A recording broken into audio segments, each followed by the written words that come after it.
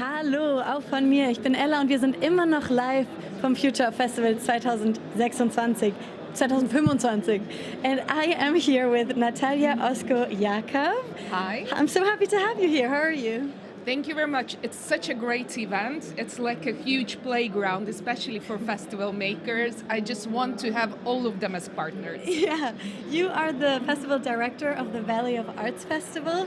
Can you say it in Hungarian? Művészetek völgye. So it's the Valley of Arts. We have 40 stages, Wow. 3,000 shows, workshops during the 10 days.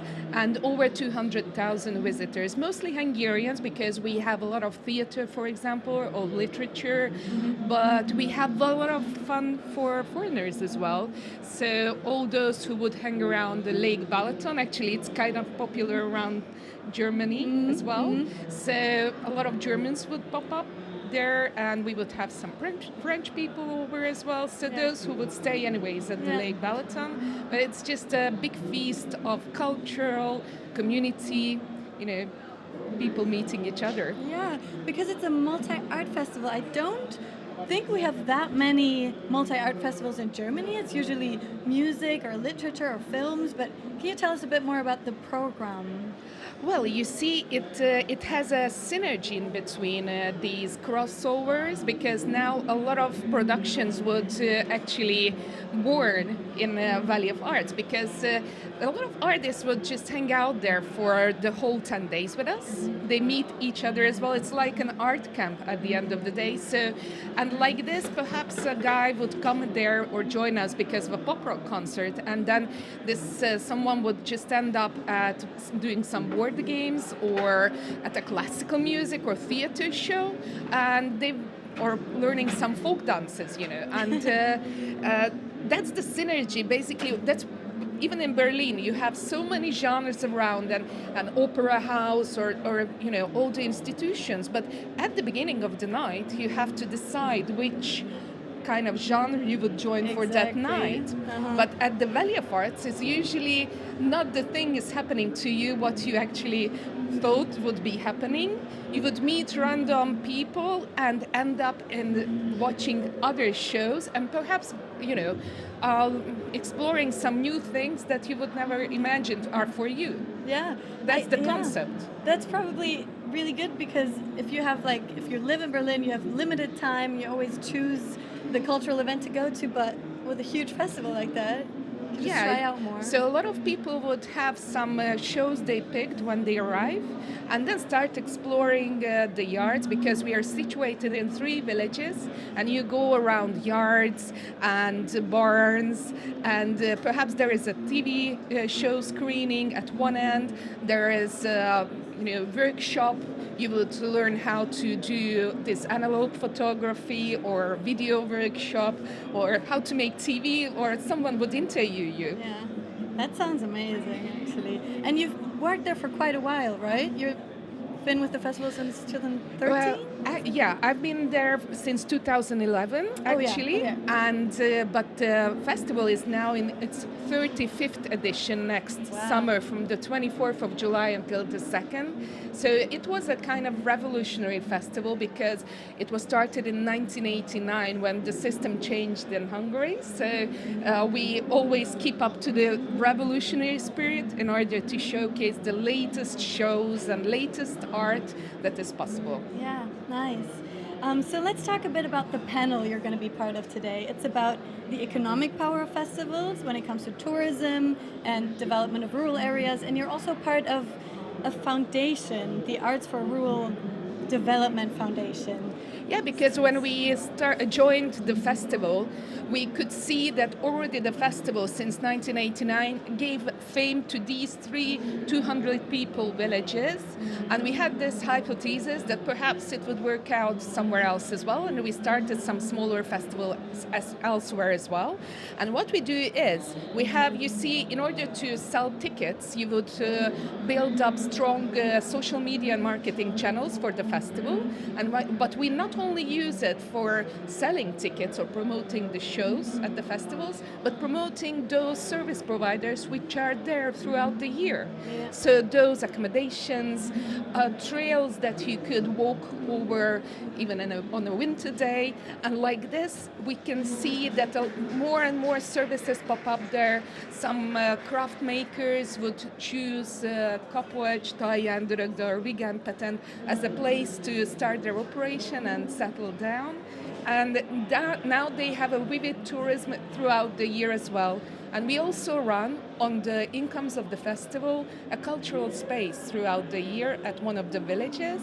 And we have smaller concerts and dance workshops, music workshops, and even some programming for babies. So this is how the power of community can serve even a greater good, and a festival can be a bit more than the 10 days or the few days it's happening. Yeah.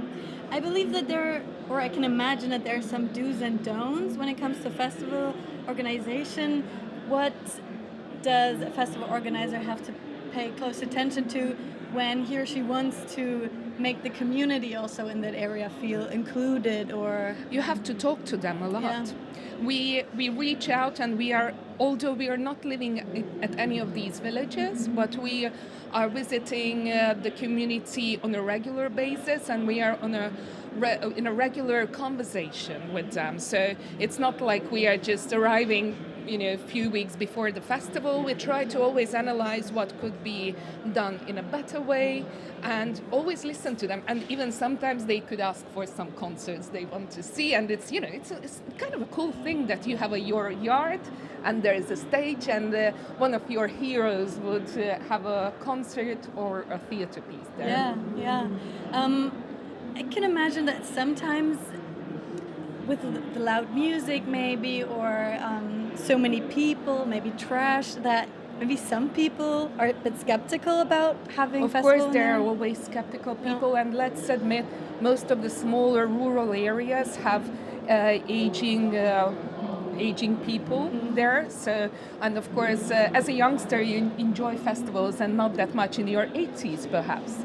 But they can see how much good is done out of this festival, because we not only run this community and cultural space for them from September till May, but we sometimes build together pavements and things that infrastructure that is needed for the villages. So they realize that these 10 days really help the community thrive throughout the year. So like this, most of the skepticism could be waived, and with waste we are really careful. So you see, we leave everything even in a cleaner environment than it used to be, because you see, it's not just a field. So we've never had this issue, because it's not just a field that we fence around, but you can really see that we are literally entering someone's house and yard. So even our audience is more careful and conscious, and they would help out as well. So That's I good. always like that after the shows they would start picking up litter. You trained them well, the audience. Yeah, we have a good crowd. Yeah. So please join us as well. Do you see any common mistakes that maybe other festivals do that maybe lead the festival to be not so, I don't know, the people living in the area close by the festival are maybe not so happy about it happening Well, there? as you mentioned, trash could be something that if you're not, because you don't have to only take care of the actual festival spaces, but all in a wider circle, and that's a common mistake, that you would, of course, naturally thinking of only of that space, and lack of communication, as I told you, might be a problem, and actually lack of surveys. We do a lot of surveys, and we use the data that we collect throughout the festival and all the feedbacks, and always try to address them as well in order to improve. So be mindful when you organize with all the feedbacks, because a minor thing or something that looks or appears to be really minor can lead them to bad consequences. Yeah, I can imagine. Something that we talked about right before we started this I think I read on your LinkedIn that you also worked in Brussels as a cultural diplomat. Yes. Please explain to us, what's that? Well, I joined the Ministry of Foreign Affairs of Hungary, but as you can see, what we all do here at Future Festivals, we are cultural diplomats. It was just the institutionalized form of it. So yes, I was serving as the head of the Cultural Institute, the Liszt Institute of Hungary in Brussels. It's like the Goethe Institute. So, and I was a diplomat and both, keeping up with this massive and like really colorful cultural space and could promote Hungarian culture in the capital of the EU. So it was a great experience as well. But I really enjoy joining these events, and everyone is at their stands. They are cultural diplomats because, whenever you go to someone, they would promote where they are from, why is it important, and even, as you can see, they always advise someone else from other stands as well, from their countries. It's cultural diplomacy. Yeah, I think that's such a good way to look at it, and probably lots of people who are very culturally engaged don't even see themselves as cultural diplomats, even though they are. Yeah. Let's do some quick questions for the end. I have some. Perfect. So, what changes or what do you hope to see in the festival scene in the future? Communities building up and a lot of togetherness, because what I can find nowadays, especially with the internet world, we think that we are in connection with people, but the real connections are born at festivals or cultural events, I would say, and people need that. Okay. What advice, this goes a bit in a different direction, but what advice can you give to young people who are maybe trying to work in the event and festival sphere? Just please enjoy it, because it's kind of a job that could drag you in, and I think it would be something that you can really say that it is a hobby as well. Although you would work atypical hours, so be mindful that you would be the one from your friend circle arriving the latest at the party and still sober, but you would be the coolest one they would ask tickets from when they meet. So, I mean, there are pros and cons, but I really love what I do, so I can just advise to join the event sector at any form, because there are some cool business events, sports events as well, that if you are an enthusiast of something, you could always find an event for that. And then a hobby, when your hobby is your job, I mean, it's just priceless. Yeah, that's true. So what's your personal favorite festival? Of course, the Valley of Art. Apart from the Valley of Art. but apart from the Valley of Art, I love a lot of type of festivals. I even joined in Bayreuth the Wagner Opera Festival once. It was cool as well.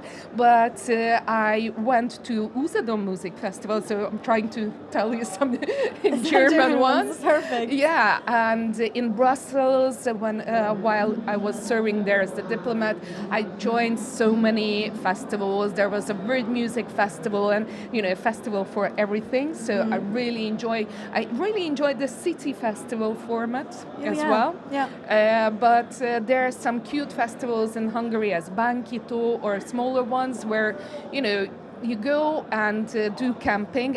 Another thing that I would advise young people, that camping with festivals still is a good fun. Don't try to join us for one day only. Yes. But it's such an experience. So you get up at the tents and find some new friends in the morning as well. I think we have heard lots of inspiration now from you. Thank you so much for being here. Thank you for having me. And have fun at your panel later. Yeah, just join us. Bye-bye.